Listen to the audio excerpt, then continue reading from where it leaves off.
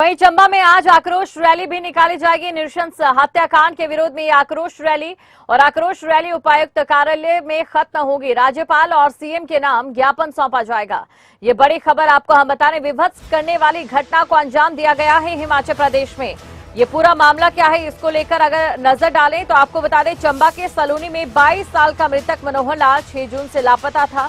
9 जून को उसके शरीर के 7 टुकड़े नाले में बोरी में मिले। हत्या का ये मामला प्रेम प्रसंग से जुड़ा हुआ है। बताया जा रहा है कि हिंदू समुदाय के दलित युवक मनोहर लाल का अल्पसंख्यक समुदाय की लड़की से प्रेम संबंध था। और उसके बाद क्या होता है ये आपको बता दें। 6 जून को मनोहर लाल जब लड़की से मिलने गया तो लड़की के परिजनों ने उसकी हत्या की और शरीर के टुकड़े टुकड़े कर बोरी में भरकर नाले में पत्थरों के नीचे दबा दिए। पुलिस ने इस मामले में अब तक मनोहर लाल की प्रेमिका लड़की समेत 8 लोगों को गिरफ्तार किया है। कई सवाल यहां पर उठ रहे हैं। हिमाचल प्रदेश जैसे शांतिप्रिय राज्य में अक्सर ऐसी घटनाएं सामने नहीं आती हैं, लेकिन ये घटनाएं वाकई हैरान कर रही हैं। और इसी खबर पर अधिक जानकारी के साथ वहीं से संवाददाता मनोज हमारे साथ जुड़ चुके हैं। मनोज, वाकई हिमाचल प्रदेश को शर्मसार कर देने वाला ये पूरा घटनाक्रम है और इसके बाद अब देखिए कई सवाल भी उठने शुरू हो चुके हैं। दर्शकों को यहाँ पर जो नेता प्रतिपक्ष की ओर से सवाल उठाए गए हैं उनका भी मैं जिक्र करना चाहूंगी कि भेड़ पालक के पास, जो कि आरोपी है, उसके पास 2 करोड़ कहां से आए?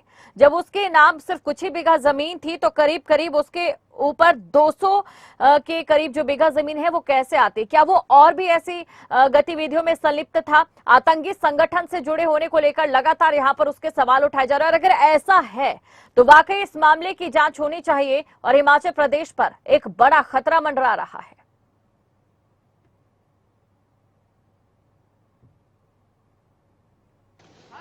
बिल्कुल दीपशिखा, देखिए इस वक्त हम मंजीर में मौजूद हैं और यहाँ से जो किहार है जहाँ पर उस युवक की हत्या की गई थी वो 27 किलोमीटर की महज दूरी पर रह गया है।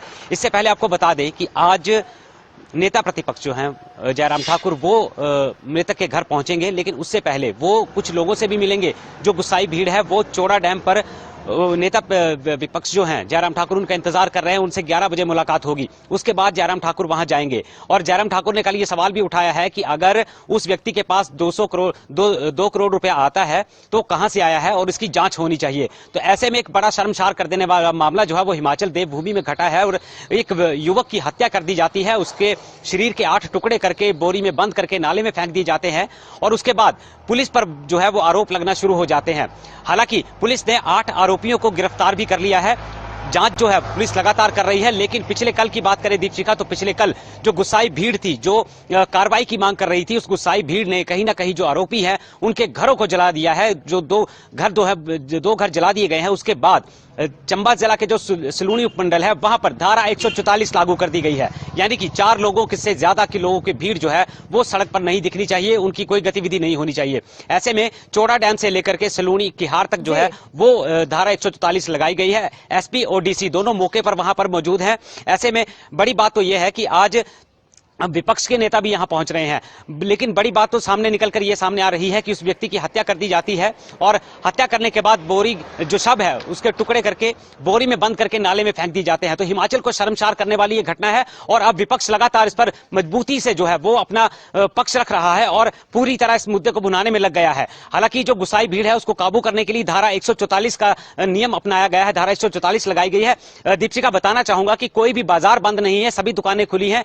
सभी स्कूल खुले हैं और पुलिस बल जो है वो तैनात किया गया है। मैं आपसे वो तस्वीरें साझा करना चाहता हूं। जो पुलिस बल है वो हर गाड़ी को रोक रहा है और गाड़ी वाले से रीजन भी पूछा जा रहा है कहां से कहां जा रहे हैं। हालांकि जो लोकल स्थानीय लोग हैं उनको तंग नहीं किया जा रहा, किसी प्रकार किसी भी गाड़ी वाले को परेशान नहीं किया जा रहा। लेकिन बड़ी बात दूसरी ये भी सामने आ रही है कि जो हत्या हुई है उसके बाद कहीं ना कहीं अब इंसाफ की मांग जो है वो हिंदू संगठन जो है वो इस इंसाफ की मांग कर रहे हैं। लेकिन दूसरी तरफ जो है वो आज बड़ी रैली चंबा के बाजार में होते हुए निकलेगी। हालांकि सलूनी में 144 की धारा जो है वो लगाई गई है, लेकिन चंबा में 144 की धारा नहीं लगाई गई है। तो हो सकता है ये रैली अब चंबा के बजाय जो चौड़ा डैम है उससे पीछे की तरफ जो है वो रुख करेगी। तो पुलिस के लिए इस रैली को किस तरह से रोकना है, किस तरह से रैली को कंट्रोल में करना है, क्योंकि काफी ज्यादा गुस्सा जो है वो हिंदू संगठनों के बीच आ चुका है और ये मामला जो है लगातार तूल पकड़ता हुआ जा रहा है। राजनीतिक मुद्दा ये बन चुका है, दोनों ही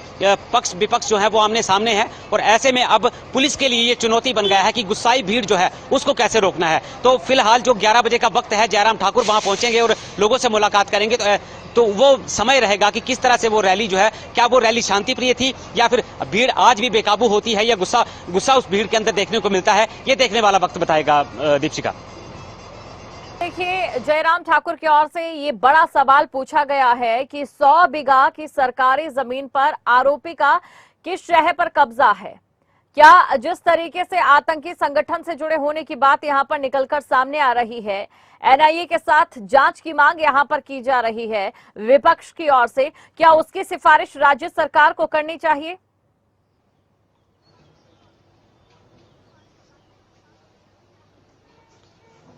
बिल्कुल दीपशिखा, देखिए जब गिरफ्तारी हुई थी उसके बाद ही आरोप लगना शुरू हो गए थे। हालांकि इस व्यक्ति के पास जो है वो कुछ बीघा जमीन थी, लेकिन उसने कई बीघा जमीन पर जो है कब्जा कर रखा है, जो कि सरकारी भूमि है। और बड़ी बात तो यह है कि उसके पास 200 करोड़ रुपए भी मिले हैं, उसकी जांच के लिए भी कह दिया गया है। लेकिन अब सवाल ये भी उठ रहे हैं कि क्या इस व्यक्ति के साथ जो सीधे सीधे तार है वो आतंकियों के साथ जुड़े हुए हैं या किस तरह से है। कई सारी बातें जो है वो निकलकर सामने आ रही हैं, लेकिन अब पुलिस किस तरह से जांच करती है, किस नजरिए से इस मामले को देखती है, ये देखने वाली बड़ी बात होगी। हालांकि विपक्ष लगातार इस मांग को उठा रहा है कि इसकी एनआईए जांच होनी चाहिए। 2 करोड़ रुपया कहां से आया, हालांकि भेड़ पालक है और 2 करोड़ रुपया भी इस व्यक्ति के पास से बरामद हुआ है। बैंकों में और भी ट्रांजैक्शन इसकी पाई गई है। तो ऐसे में अब पुलिस के लिए भी ये जांच का विषय बन गया है और ये जांच करना बहुत ही जरूरी हो चुका है, क्योंकि इतनी बड़ी नकदी कहां से आई है और दूसरी तरफ हत्या में संलिप्त है। एक युवक के टुकड़े टुकड़े करके उसको बोरी में बंद कर दिया था।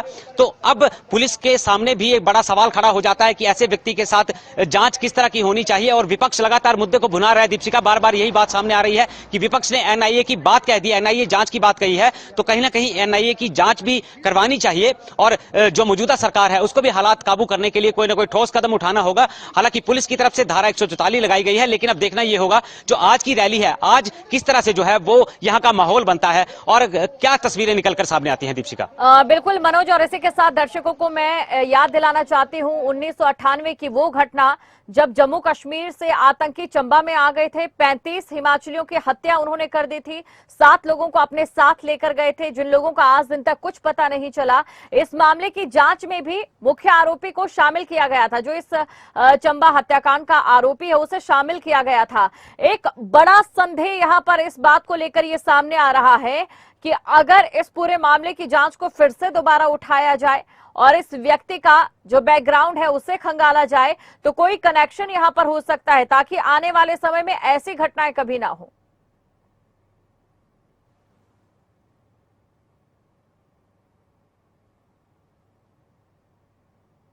जी मनोज।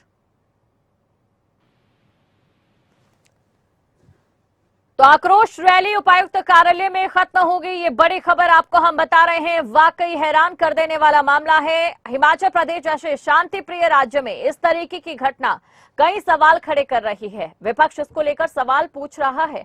अब ऐसे में देखने वाली बात यह होगी कि जांच किस आधार पर होती है।